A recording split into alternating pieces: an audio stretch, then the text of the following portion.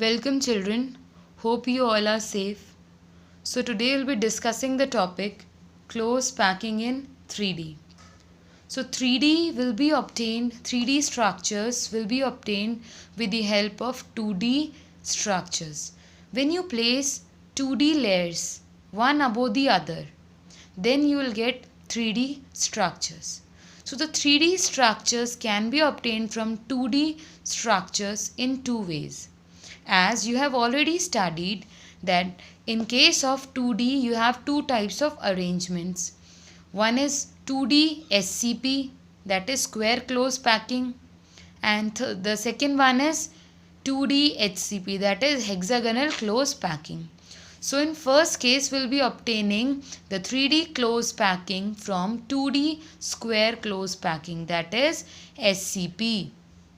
As you already know that in case of SCP you have one row placed over another row. So if it is row first, then the spheres of the second row will be placed exactly above the spheres of the first row. So this is the first row, this is the second row, the sphere of second row, this is the second row, and it is the first row. Spheres of second row are placed just above the spheres of first row. So the type of arrangement you will be getting is a type of arrangement. So if you repeat this arrangement again and again, then you will be getting a 3D crystal arrangement or a 3D crystal lattice. So this kind of lattice you are going to obtain. So this is a 3D cubic structure. So you can see here, this is the first layer or the first row over which the second row is being placed. Here the sphere of second row is placed just above the sphere of first row. In the same way, the sphere of third row just above the sphere of second row. So the type of arrangement you will be getting is a type of arrangement. So when this type of arrangement is being repeated, you will get this kind of structure or a crystal lattice. Now the lattice generated here is a simple cubic lattice. This lattice you are seeing is a simple cubic lattice. It is a simple cubic lattice, and the unit cell, it is the smallest portion which when repeated generate the whole crystal lattice that you all know. This unit cell is a primitive cubic unit cell. Now we'll be seeing the picture and we'll be finding out the coordination number. We'll trying to find out the coordination number. So this is the lattice generated by 2D SCP layers. So if we need to find out the coordination number, we can take any of the sphere.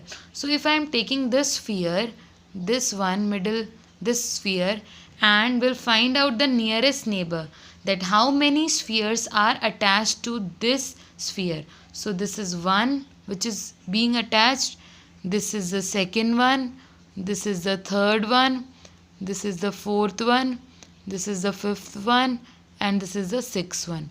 So total 6 spheres are attached to this sphere. So the coordination number will be 6 in this case. Now next one is voids or interstices. You know what are voids? I have told you earlier also. Whenever there is a close packing, there is some unoccupied space left or there is some vacant space left. As in this is the vacant space left between the spheres. So this vacant space is known as void or interstice. So there are two types of voids. First one is tetrahedral void. Tetrahedral, I always tell you that you always go with the name. As the name indicates, tetrahedral voids. It means the void, this is the void, vacant space. The void which is surrounded by 4 spheres. 1, 2, 3 and black one is 4. So void, void, which is surrounded by 4 spheres at the corners of a regular tetrahedron. So if this is the tetrahedron, you know what is a tetrahedron?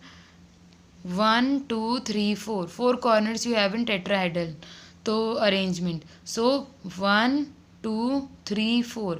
If these are the 4 corners of a regular tetrahedron, then here in between the vacant space left will be known as the void.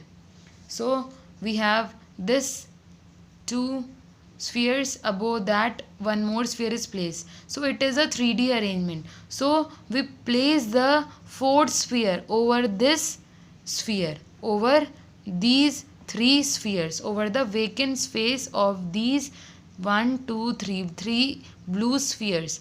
Then this void generated is a tetrahedral void or a tetrahedral hole. As this may be clear from this picture, this is a regular tetrahedron. So 1, 2, 3 spheres at the here and 1 here. So 4 spheres. So here you will be having the void. Over that you will be having the fourth sphere. That is the 4 corners of a regular tetrahedron. You all know what is a regular what is a regular tetrahedron?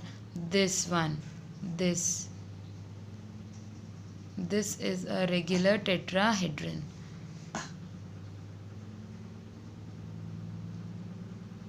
Okay. Now question comes, find out the number of tetrahedral voids. Find out the number of tetrahedral voids. So the formula to find out the number of tetrahedral void is 2n.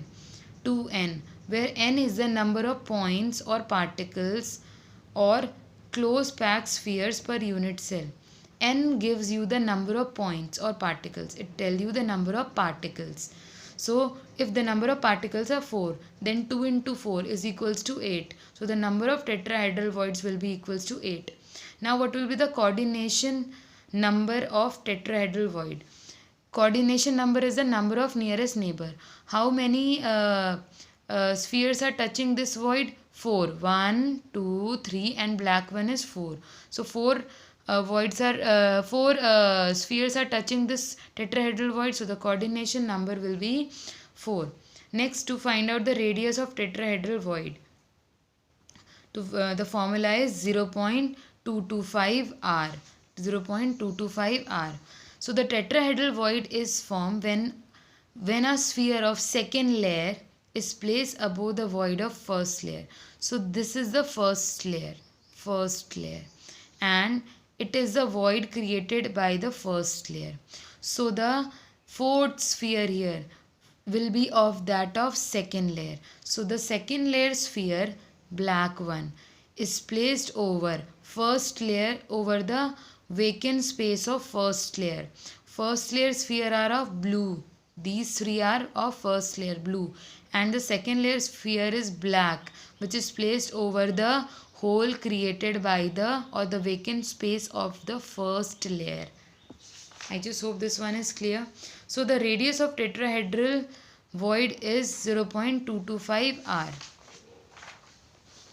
where r is the radius of the sphere. Next we'll come to octahedral void. Now what is an octahedral void? Now as the name indicates, octahedral, it means 6 spheres will be along the corners of an octahedron. So 6 spheres will be along the corners of an octahedron. It's called octahedral voids.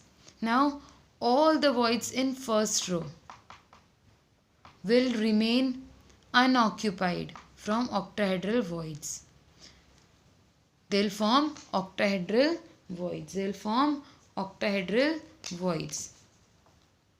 So you can see here, blue one are the spheres of first row, and the unoccupied space of them will be forming the octahedral void. Now you can see these 3 spheres, single one is above and 2 are below. Next, above that you can see second one, single one is down and the two are above. So if I place them, these three, just above these three like this, these three are the blue ones, and when reverted or inverted, the two black ones will be coming here and one black one will be coming here. So here this vacant space is the octahedral void. It is formed when two triangular void, here the void is triangular, here the void is triangular. So this is one triangular void and another one this triangular void. So when one triangle like this and another triangle like this, so when two triangular voids of adjacent layers, these are the two adjacent layers, they combine in opposition, like if one is placing the pointed end towards the top, then others pointed end will be towards the bottom,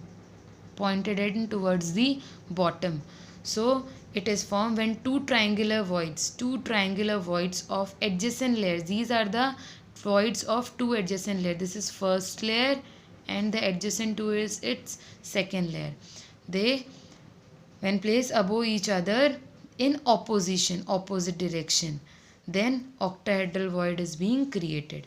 Now number of octahedral void, to find out the formula, is equals to n. You know where n is the number of points or spheres per unit cell. Now coordination number of octahedral void. Now how many spheres are touching this octahedral void? 6. 3 black and 3 blue. 6. Now to find out the radius of octahedral void, is the formula is 0.414 r, where r is the radius of sphere. So I just hope today this topic is clear to you all. You all stay safe, stay home and stay happy. Thank you.